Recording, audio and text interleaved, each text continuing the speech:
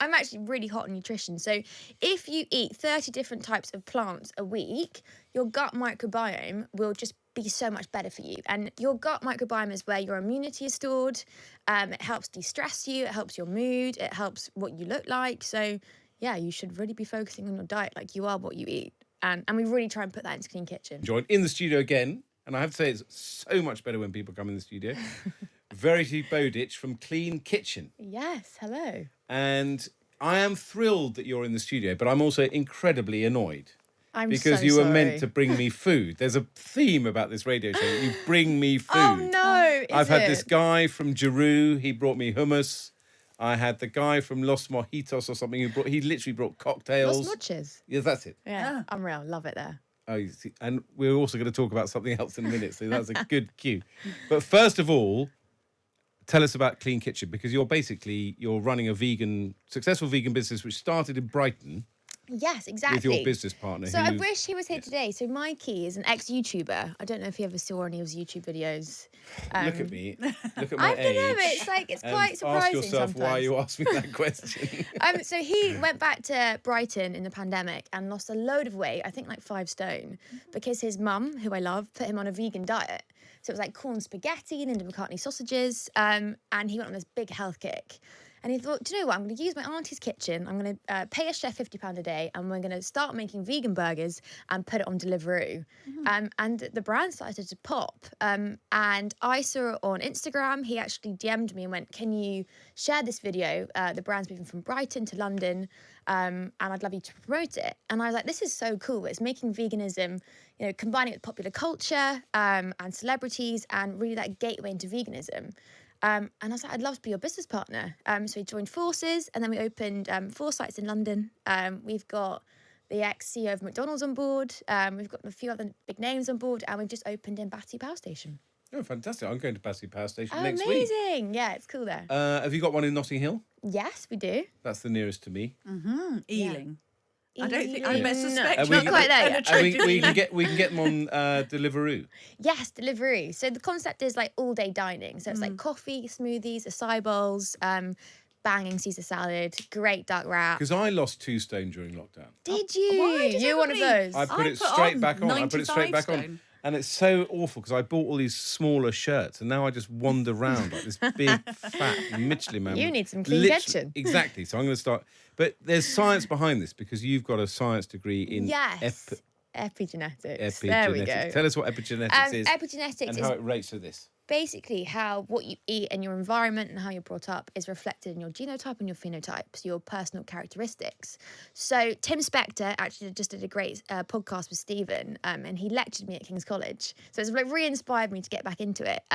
So for example, if you eat more blueberries, you're going to have more antioxidants, and that is going to combat all the free radicals and damage in your body and sort of make you a better person, quite literally. So it'll combat stress, it'll make your skin better, and we try and use all those ingredients in our food.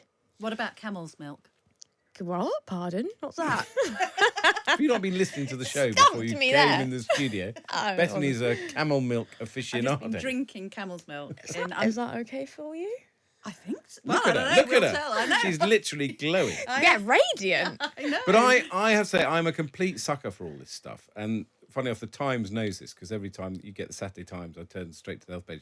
But at the end of the day, there is a kind of core diet that you should follow, isn't it? You mentioned blueberries. I mean, there's like 10 or 12 things that you should kind of eat, and you'll feel better, like your business partner. Yeah, I'm actually really hot on nutrition. So if you eat 30 different types of plants a week, your gut microbiome will just be so much better for you. And your gut microbiome is where your immunity is stored. It helps de-stress you. It helps your mood. It helps what you look like. So yeah, you should really be focusing on your diet like you are what you eat. And we really try and put that into Clean Kitchen. And it's not difficult, in theory, is it? If you No, we'll just eat nice food. we just got to quickly talk about this thing. So you're in this thing called Made in Chelsea. I'm in that thing, yes. How long have you been on it? Gosh, it's been like 4 years now. And when you came in the studio, you said, I've just finished filming. So it's still going, this thing, Made in Chelsea. Yeah, it's still going. It's like a thing. It's like Coronation It's Street. a thing. It'll be going for like 30. Your children will be on Made in Chelsea. I hope not. I've never seen Made in Chelsea. What? But Why not? I think I'm the wrong demographic. Yes, I'm. But it does Los Mojitos feature in it? Los Los Mochos. Mochos. No, I just live next door to it, so Oh, I love okay. it there. So you're made in Notting Hill, in fact. No, it's actually made in Dorset. Oh, But nice. is it scripted?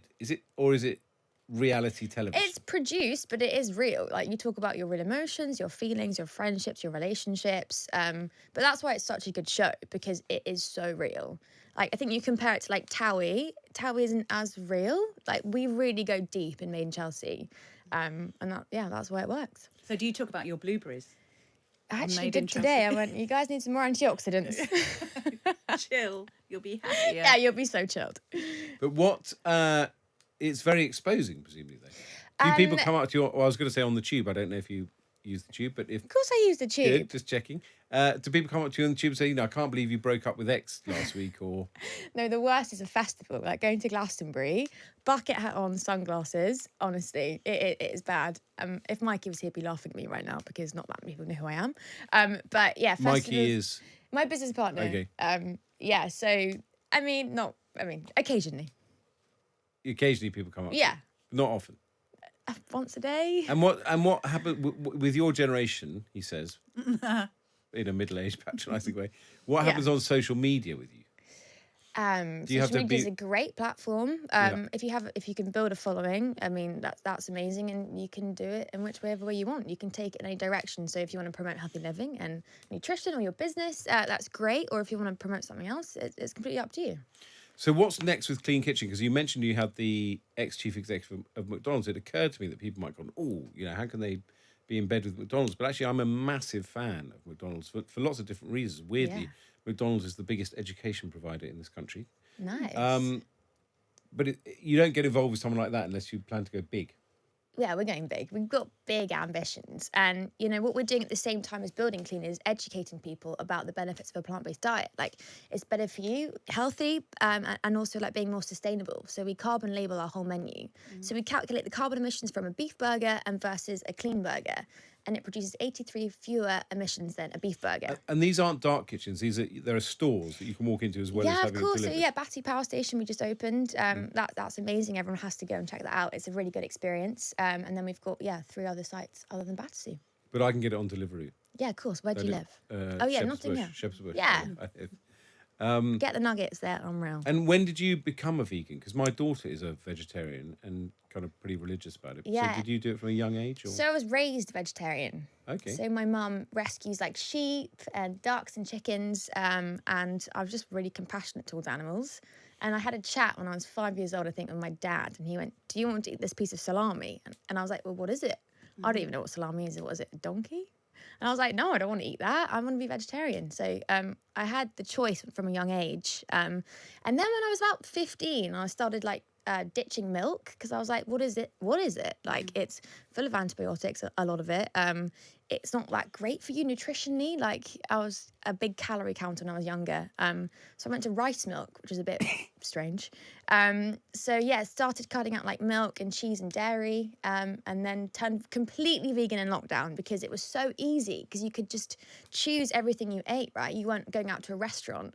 Then fully went vegan in lockdown. But now I'm out of lockdown, it's a little bit harder. But I'd never eat a piece of meat, ever.